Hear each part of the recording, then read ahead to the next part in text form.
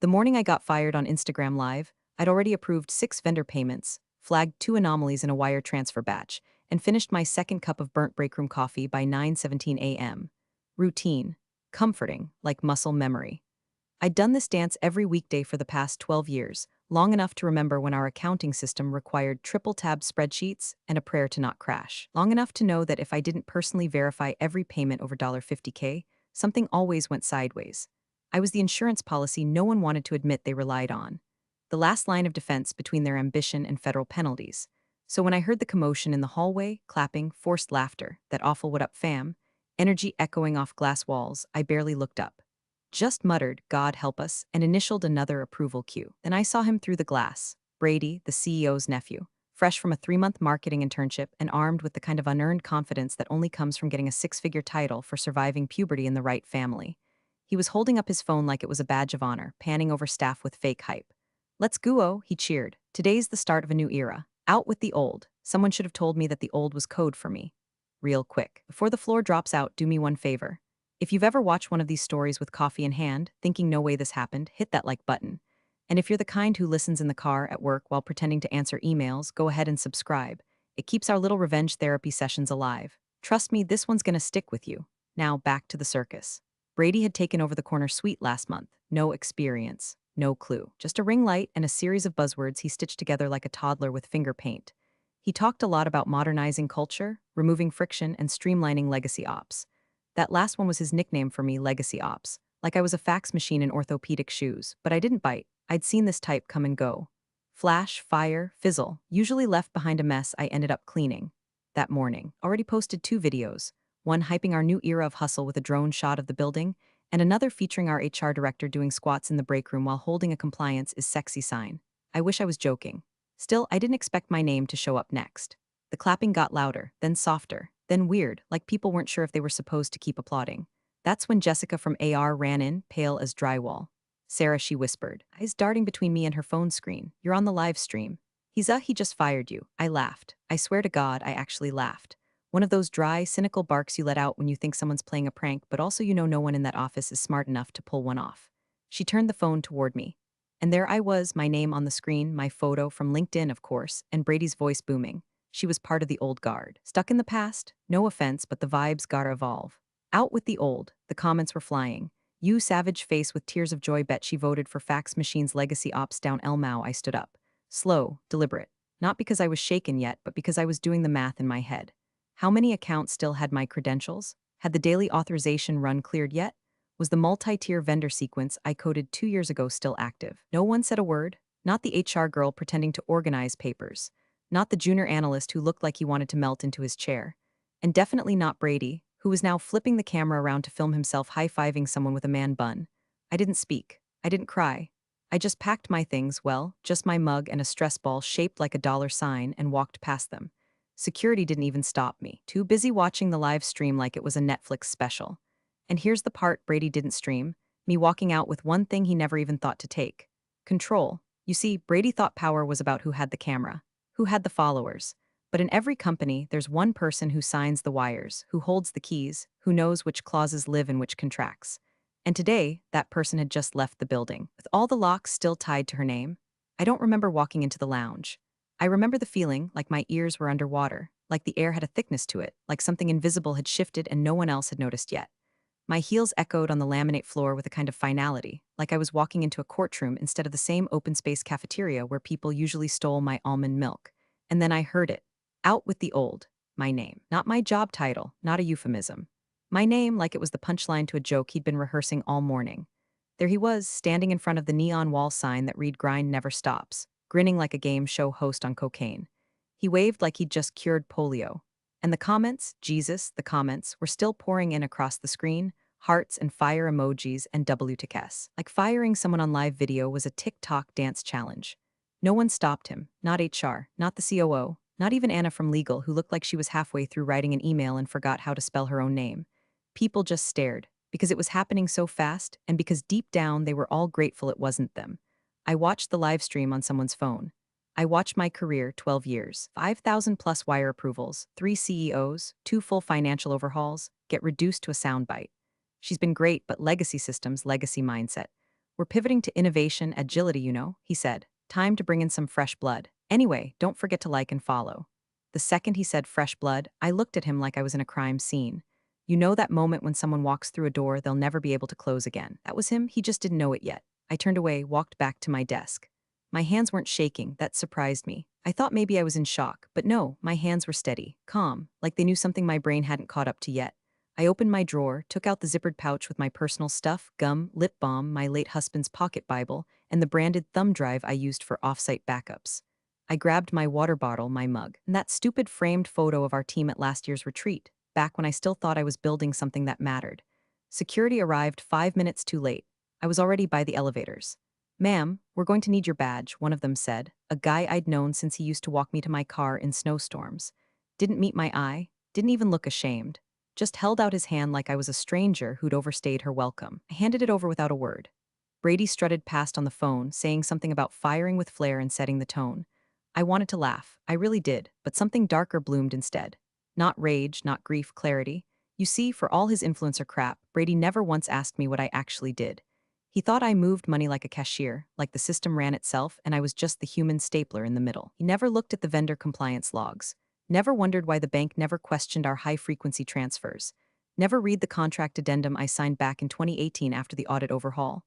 Never knew that authorized signatory wasn't just a box I ticked, it was a federally filed designation.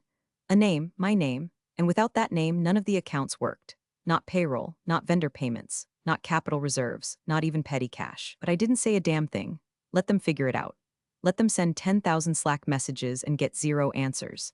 Let them call the bank and get a polite, robotic voice saying, "We're sorry, but that transfer cannot be completed. Please contact your account's authorized officer." Let them post memes about cutting the fat while every wire transfer fails silently in the background. Because if Brady thought firing me in front of 30,000 Instagram followers was the end of the story, he had no idea who he was dealing with. And the best part? The real chaos hadn't even started yet. The building smelled like citrus cleaner and blind confidence. I stood in front of the glass security gates one last time, watching the reflection of people pretending not to see me. Pretending they weren't relieved it was me, and not them being exiled. That's the thing about open concept offices, walls don't hide cowardice. My badge was already useless. They'd shut off my access remotely, except one little window they hadn't thought to close. My bank token still pulsed blue on the corner of my desk. That token wasn't just some plastic rectangle with a chip. It was the gatekeeper to every single financial artery this company had. So before I walked out, I sat back down. No words, no drama. Just opened my laptop, authenticated with the still active secure code, and ran one last report. The full export of the compliance chain. Every active contract, every authorized signer, every trigger flag in the AML framework, pulled the access log, stamped it, encrypted it, saved it to the thumb drive I'd had clipped to my car keys since 2017. I didn't look up. I didn't say goodbye. I didn't leave a note. Why should I? Let them piece it together like blindfolded interns chasing a piñata, except the piñata is filled with lawsuits and frozen funds. By the time I hit the parking lot, the sun was bouncing off my windshield like it was just another Tuesday. I got in, drove, didn't play music, didn't cry, just breathed. Funny thing happens when you spend your whole adult life being the person other people rely on, you stop expecting anyone to look out for you. But that day, something felt different. Not because I'd been humiliated, not because I lost my job. No, it was because they thought they could erase me in a live stream and still use the house I built like nothing changed. They hadn't just underestimated me. They'd underestimated the systems I spent over a decade embedding into their foundations, systems that didn't run on vibes or bravery branding or whatever the hell Brady called it. They ran on process, on compliance. On my name, when I got home, I didn't call my sister, didn't text my ex, didn't update my LinkedIn to some pitiful exploring new opportunities status. I poured a glass of Pinot, opened my laptop, and sat at the kitchen table like it was just another late-night audit prep. Logged into the Sandbox server, when they didn't know I still had mirrored on my home machine. Not illegal, not sketchy. It was part of a disaster recovery protocol we'd written after a ransomware scare. I'd kept it clean, up to date, never once breached protocol. They didn't even know it existed because Brady had skipped the department overview to attend a CEO mindset seminar with green juice. There it was. The export I'd pulled, time-stamped, verified, untouched. I leaned back in my chair, took a sip, and let the silence stretch. Let's see how long they last without reading the fine print, I said out loud, to no one. Because here's the thing. They hadn't just fired me without cause. They'd publicly terminated the only registered authorized signatory for every high-value account the company operated.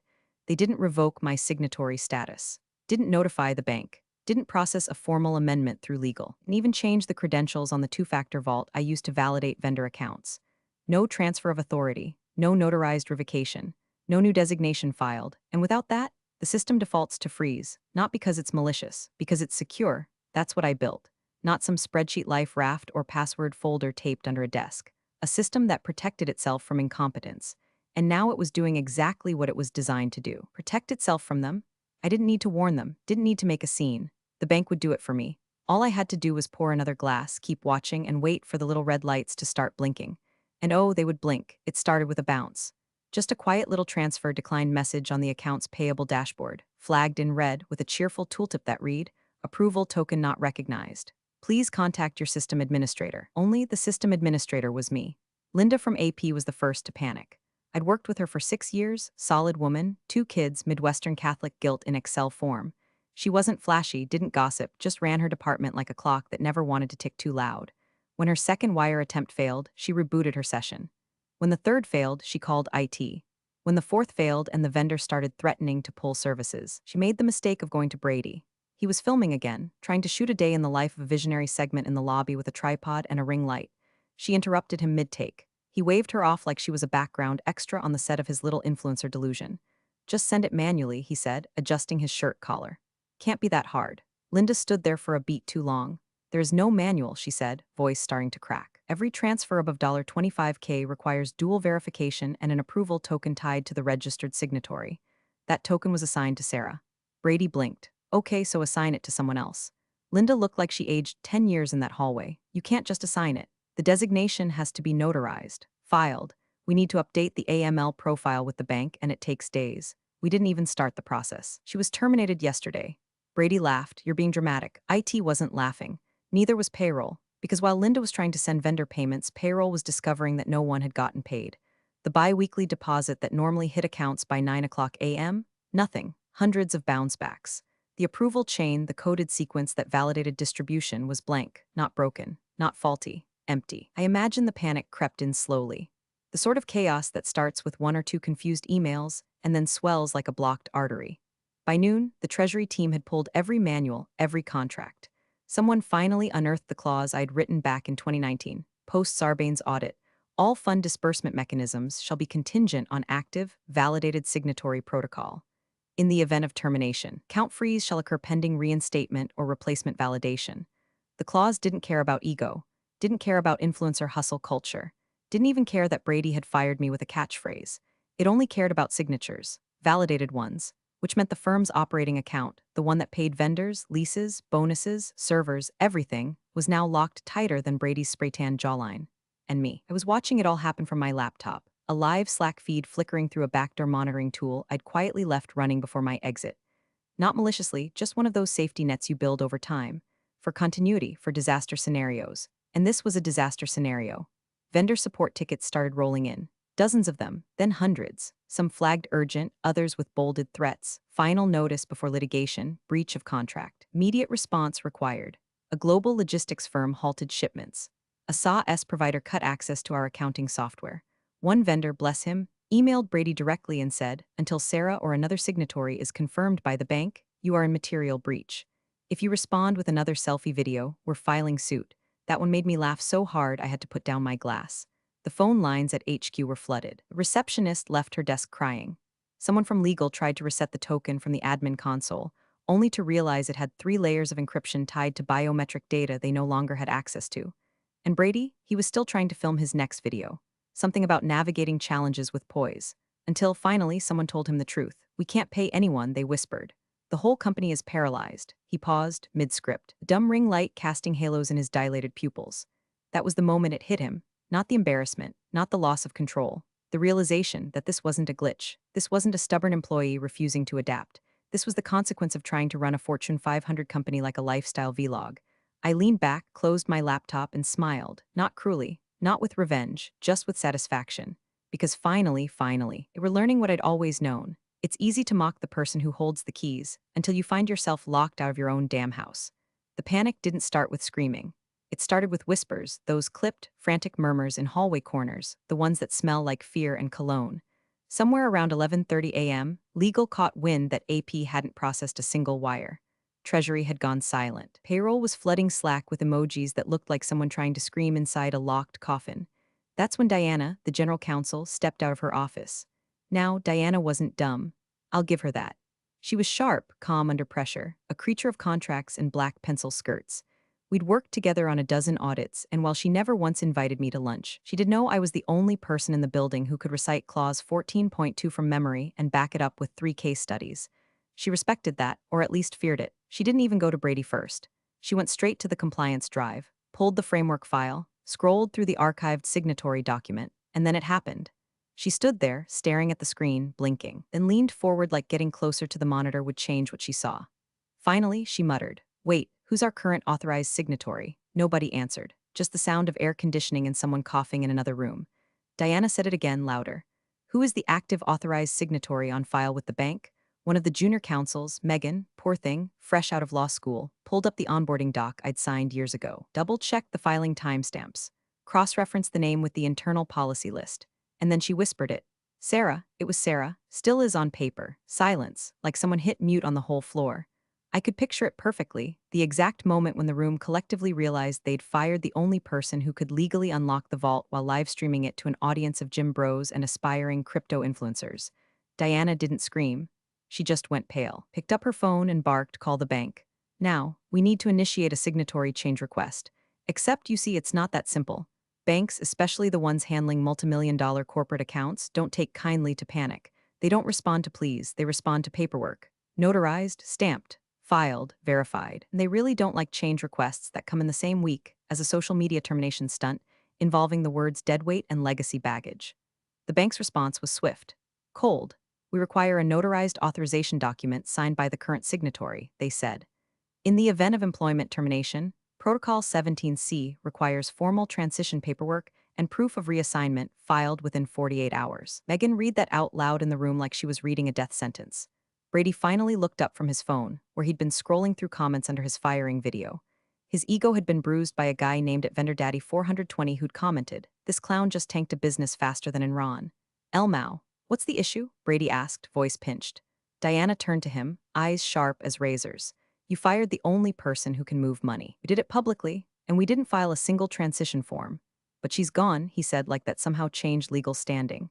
"She's not gone from the bank's perspective," Diana snapped. "You may have tossed her badge, but her name is still on every approval path we've got." Then the scrambling began. 3 lawyers trying to fast-track a new signatory, IT racing to pull together digital credentials, Brady asking if they could just use DocuSign. Diana's face told him he'd just lost the right to speak for the day. The courier service was called. The notary was called. Hell, even someone from HR started looking through old files for a copy of my passport just to fabricate something to submit. But it was too late, because the system I built didn't just wait for new names, it required mine to unlock. And the moment they terminated me without process, they'd cut the wrong wire. They weren't dealing with a person anymore. They were dealing with a protocol, one that didn't give a damn about ego or Instagram lives. And me? I was at home, watching the chaos bloom like a slow-motion mushroom cloud. I refreshed the tracking dashboard I'd coded for continuity audits, the one that pinged alerts for system failures, approval gaps, payment stalls. Every box was red. Vendor queue, red. Payroll status, red. Legal compliance, red. The system wasn't crashing. It was defending itself. I sipped my wine, ate a cracker. Karma doesn't always come screaming through the front door. Sometimes it walks in wearing a badge that doesn't scan anymore, leaving behind a lock they can't pick. And the best part, they gave it to themselves. At exactly 1:08 p.m., the bank email hit every exec's inbox like a guillotine made of Times New Roman. Subject, urgent transaction, freeze, no emojis. No polite preamble. Just clinical doom in paragraph form. Per AML regulations, effective immediately, all transaction activity for account ID ## has been halted. Only the registered authorized signatory may approve transfers. As of 11:47 a.m., the individual listed as signatory, Sarah Whitaker, has been designated as terminated without succession protocol. No notarized reassignment has been filed. All funds are frozen pending compliance review. If someone had dropped a glass in the boardroom, it wouldn't have made a sound compared to the silence that followed that message. Linda from AP fainted, not metaphorically, actually. HR had to pull a chair over and fan her with a pizza menu. Payroll sat in their corner like someone had just read out a plague forecast. Treasury kept muttering no, no, no, like they were trying to cast a spell. And Brady. Brady was in his office, still posting grind hard or die, trying quotes to his Instagram story over a filtered video of himself sipping matcha. The man had no clue. Because the thing about institutional panic is that it doesn't start with screaming. It starts with stillness, the kind that hits when everyone realizes they've stepped into a hole too deep to claw out of with buzzwords and hope. No salaries were processed. Escrows didn't clear. End of quarter investor distributions frozen. Invoices bounced like rubber checks at a flea market. One vendor even screenshotted the email from our billing system and posted it to LinkedIn with the caption, "When your client forgets to keep the lights on." Anyone hiring? By 1:22 p.m., 5 different vendors had locked our accounts. By 1:29 p.m., an investor pinged the founder directly. "Why am I hearing from a supplier instead of your team?" That's when someone was sent to interrupt Brady's little productivity vlog. He didn't take it well. "I'm in the middle of something," he snapped. "Yeah," the intern muttered, holding out a printout of the email. "So is the bank." He read it, twice. Then again, slower. You could see the understanding crawl across his face like a bug he didn't want to touch. "I thought the signatory thing was like optional," he said. Diana nearly threw a stapler at him. "It's not a newsletter subscription. Brady, it's federal compliance. You can't just unplug someone like she's a fax machine and expect the entire financial structure to keep humming." He blinked. "But she's gone. We told everyone. And that's the problem," she snapped. "You told everyone before telling the bank. You made her exit public before filing the paperwork. The entire system recognizes her as active, and we don't have her replacement authenticated. Can't even begin to get one notarized until Monday. But it's Friday." "Yes," she said, "it is." Back at HQ, panic bloomed like rot behind drywall. Everyone was looking for someone to blame, but no one wanted to say the obvious out loud. You fired the only person who knew how this company actually worked. Up until this point, it was just chaos. Now, it was liability. The founder was still unreachable, playing his weekly golf game with a retired senator and 3 old-money vampires who thought insider trading was just family tradition. His assistant tried calling twice. No answer. In the meantime, Slack melted. Investors were now in a frenzy. Legal was preparing damage control. Vendors were calling with phrases like breach of fiduciary obligation and formal notice pending legal action. And Brady did what any man-child with a corner office and zero survival instincts would do. He posted a video, set to soft piano music. Title: Leadership Means Facing the Storm. "Hey fam," he said, clearly reading from a script someone printed 5 minutes earlier. "We've hit a bump in the road. Some old systems are causing friction as we modernize. But remember, pressure makes diamonds. We're working to resolve this and come back stronger." He smiled at the end. Like that would be enough. Like people weren't watching their salaries disappear, their contracts implode, their trust disintegrate like a wet napkin in a monsoon. And me? I sat on my couch watching the storm I didn't create but had every reason to expect, because I warned them. Not directly, no, I'm not that generous. But in every document I wrote, every protocol I put in place, every signature line that required 2-factor authentication and an audit trail, I told them what would happen. And now it was happening. Not because I wanted revenge, but because when you build a system that protects people from themselves, and then they rip out the bolts and fire the architect on camera, well, the system does exactly what it's supposed to do, it stops. And now, they were learning, publicly, brutally, that without the signature, the empire doesn't move, it freezes. The founder was on hole 11 when it finally hit him, not the ball. His short game had died a noble death years ago, but the consequences. The kind that don't get sliced into the rough, but dropped into your lap like a ticking briefcase.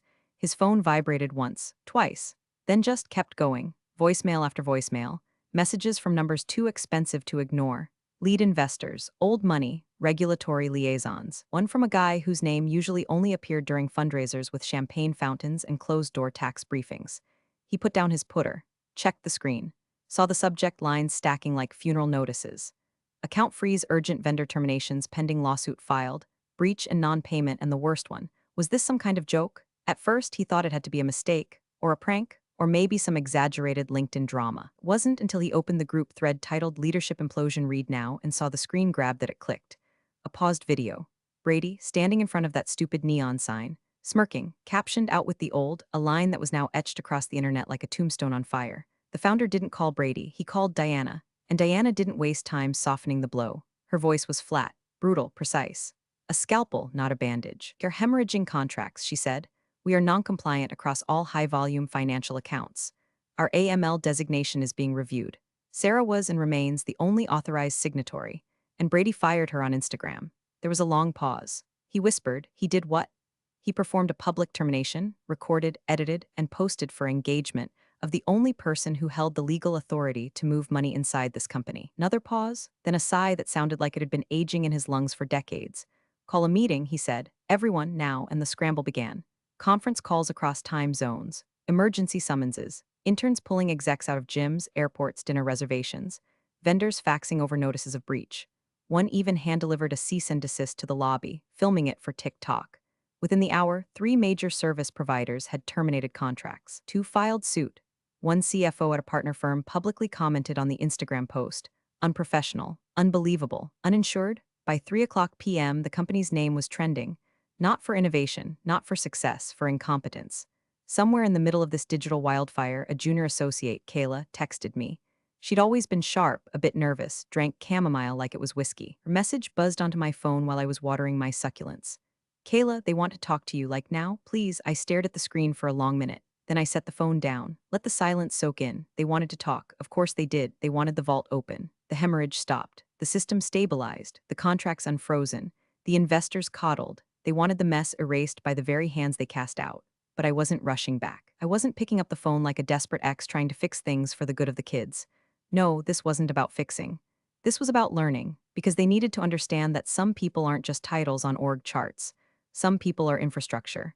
And when you tear them out by the roots for the sake of optics and clout, you don't just damage the system.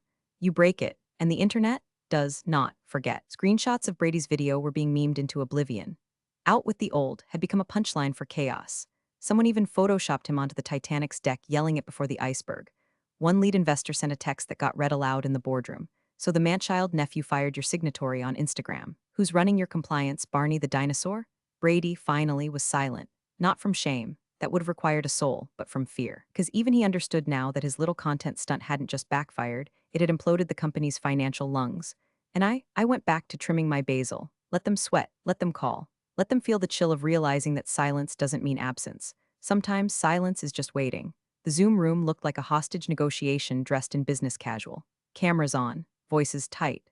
A grid of panic wearing $800 glasses. The founder was dead center, sweating under recessed lighting, trying to speak with what was clearly a rehearsed calm, the kind you use when you're already bleeding out but haven't looked down yet.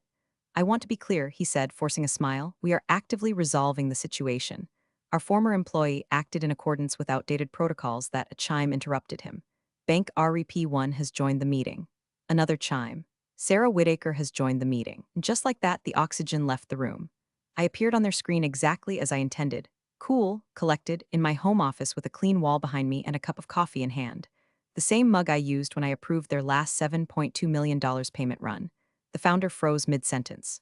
The bank rep, a woman named Elaine who never wasted syllables, cleared her throat. "We're here to confirm that, per regulatory standards, all disbursement authority is contingent on the presence of a valid authorized signatory. Our current records indicate that role is still held by Miss Whitaker." All eyes turned to me. I sipped. "Hi, everyone," I said, voice even. "Per Clause 3.4b of our compliance framework, I cannot execute signatory transitions unless I am in active employment." That status was changed without due process via a live stream. The bank rep blinked. "We require employment status restoration before any transitions can be initiated." Their legal counsel, Mark, a man who once tried to explain GDPR to me like I was a child, went pale. His lips moved, but nothing came out. A lead investor leaned in. She had the kind of voice that could chill a courtroom. "Sarah, do you want to return?" I smiled politely. "No." The founder's face twitched. Brady, muted but visible, looked like he'd just been hit by a chair no one saw coming. But I added, setting down my mug, "I'll authorize one final transfer to stabilize payroll and vendor accounts." A beat passed. Someone exhaled. "Hope, foolish, premature hope, on 2 conditions." The founder cleared his throat. "Name them." "1. A public retraction. Full admission that my termination violated corporate policy and placed the company at risk." "I don't need an apology. I need the truth." He nodded slowly. "We can do that." 2. My severance package tripled, retroactive to the termination date with a clean break clause. "I walk, you never contact me again." Mark muttered something about budget constraints. Elaine from the bank cut in. "You've got 3 hours to resolve this. Otherwise, the account status escalates to institutional noncompliance and flags the federal regulator." The investor raised an eyebrow. "You will meet her conditions." Silence, and a shaky nod. "Very well," the founder said. I opened the transfer interface on my laptop. Input the token, authorized exactly 1 wire. No more, just enough to pay their staff and keep the wolves at bay for another 72 hours. "Transfer confirmed. Best of luck," I said, and I left the meeting. No dramatic exit, no speech, just a window closing. Behind me, the boardroom spun in the storm they created. My name wasn't erased from the records. It was carved into the reason they still had a company left to ruin. They wanted a comeback story. Instead, they got a reminder. I didn't return to fix what they broke. I returned to prove I was the only reason it worked in the first place. They thought the bleeding would stop after the transfer. That I'd pushed a button, spared them total collapse, and drifted back into silence like a footnote they could bury with a few PR spins and a charity gala. But stabilization isn't resurrection, it's a tourniquet. And by the time they'd tied it, the limb was already gone. The transfer I authorized, singular, not plural, was enough to cover salaries and critical vendor obligations through Monday. I didn't touch a penny more. I didn't offer a plan. I didn't stay on for transition. I had already transitioned, just not the way they expected. While they were drafting their groveling press statement and rehearsing how to spin Instagram firing into bold corporate rebranding, I was on a video call with the executive chair of a direct competitor. She didn't ask for small talk. She didn't blink when I named my terms. She just said, "We've seen your documentation. Your profile is immaculate. We've been trying to build a system like the one you already built alone." I nodded. "I'm not building alone again. You won't have to," and that was it. Offer letter signed. Title, Chief Risk Officer. Compensation, triple what I made before. Signing bonus, funded by a contract that used to belong to my old company until the vendor jumped ship the moment I changed my LinkedIn headline to available. They didn't even wait for my first day. 3 vendors emailed the same sentence: "Wherever Sarah goes, we go." By 4 p.m., cracks that had been spreading under the surface ruptured. The quarterly funding round, the one Brady had been hyping with hashtags and cringe dance videos, collapsed. One investor formally withdrew, citing recent reputational volatility and compliance fragility. At 4:07 p.m., the bank downgraded the company's AML status. The downgrade was automatic, based on risk profile, instability, and, you guessed it, failure to maintain continuous compliance oversight. All of it public. That's the thing about systems, they don't keep secrets. By 4:30, another investor issued a statement to the board: "We will not proceed while this leadership remains in place." Brady deleted his Instagram account at 4:41 p.m. No farewell post. No tearful accountability carousel. Just gone, not because he felt shame, but because the comments wouldn't stop. Screenshots of his out with the old post were now viral memes.